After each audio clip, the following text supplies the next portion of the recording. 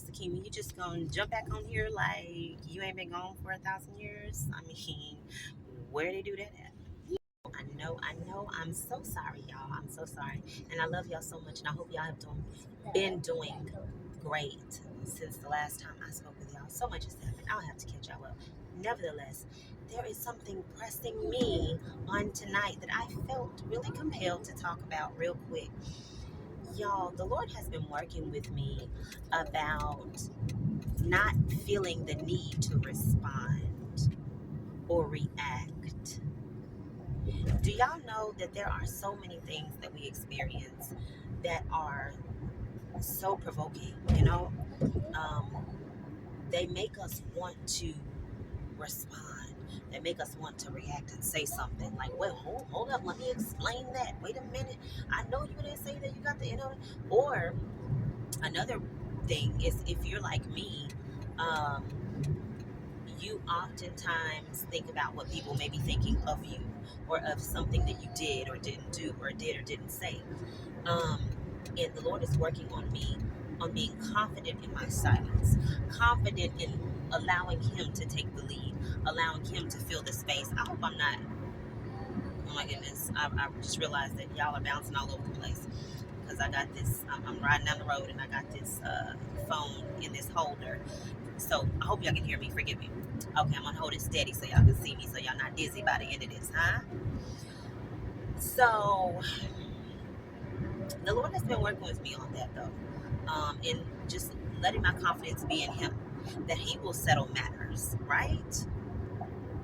And that I don't need to be so consumed about what others think of me, you know, because really the need to respond and to reply and to clap back is also rooted, has some roots in caring what people think of you. So it's really the same issue, just presenting itself differently, right? So the Lord is working with me about worrying about what people think. Really? Um, and so what I am learning is that I can just be quiet. And it's gonna be all right. And guess what? In doing so, that means sometimes people might get the wrong idea about you. Uh, they may misunderstand you. They may misjudge you. Uh, they may cuss you out, and it may not be to your face. It may be in their mind. Uh, Nevertheless, let it be. The power in not responding. Hmm? And it's not even about your not responding. You know where the power lies? The power lies in your willingness to allow God to have His space in your life, making room for Him, letting Him lead. That is where the power is. There's no party you can invite the Lord to, and He is not going to show up and show out. There is nothing you can put in God's hands that is not going to come out better. It just will. It has no choice because it's in the greatest hands, the most powerful hands, the most majestic hands, the most divine hands ever. There's no way that it can come out any other way than better and best. Therefore, I encourage you as you're on this journey, uh, give the Lord His space.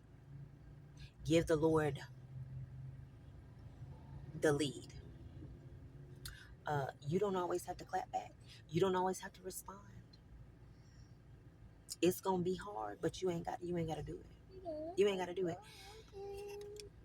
I'll give you an example of what happened to me tonight if you want to see this practically and see how tough this is, right? So I just said that I am used to why every time I get on here I got the same hairstyle. Okay, wrong. I'm sorry. Let me get back. So I said that I have that issue with, worrying about what people think about me, right? So I was in Walmart. Okay. We came out of Walmart and I'm getting in my car. I see these two buggies that are like, they have obviously rolled up against this truck beside me and hit this truck and just been sitting there beside the truck. Now the buggy is right beside my car, like it's in between, it's in the space between my car and the truck beside me. It probably looks like I did that because I am just now arriving back to my vehicle and I am getting in my car. I'm not even in there all the way yet, and the buggy person, I'm sorry, the employee that works in Walmart come to get the buggies, right? And he is looking at me. He is looking at me like, as he goes to get the buggy, like he's getting the buggies, but the stare is at me, like, for real, ma'am, you couldn't put your buggy back, right? You gonna leave your buggy right here. I'm talking about like your buggy gonna be leaning up against another car, like it hit the car, like it's scratching the car right now, ma'am. So you just couldn't put the buggy back. That's real trifling. Yeah, I'm getting your buggies that you couldn't put back. Like, that was the look. If I could just translate the look, that was the look. And I said, oh, I should roll my window down and I should tell him that I didn't do it. I mean, that may not be y'all. This is my testimony. So let me get this right. I said I should roll my window down and tell him I didn't do it, but then the Lord reminded me again, wait a minute, what am I working with you on? You didn't do nothing wrong. If he think that you did that, that's him. That is him. You didn't give him any he didn't see you. You didn't give him any reason to believe that you did that. He is jumping to conclusions. So if he wants to do that, just let him jump. It is not your fire to put out. It is not your place to do that. And you don't need to any longer hold the weight, carry the weight of other people's thoughts that you don't even know if they're thinking or not thinking. You know what I'm saying? You don't even know. And even if they are thinking it, it is not my weight to carry. But what is my responsibility is to carry on. Period. Okay? So I hope that was encouraging to you guys. I done made it to the house now, Lord. And I'm going to get on out this car. I love y'all. So good to see y'all. All right? And don't worry, I'll see y'all again. All right? Yay.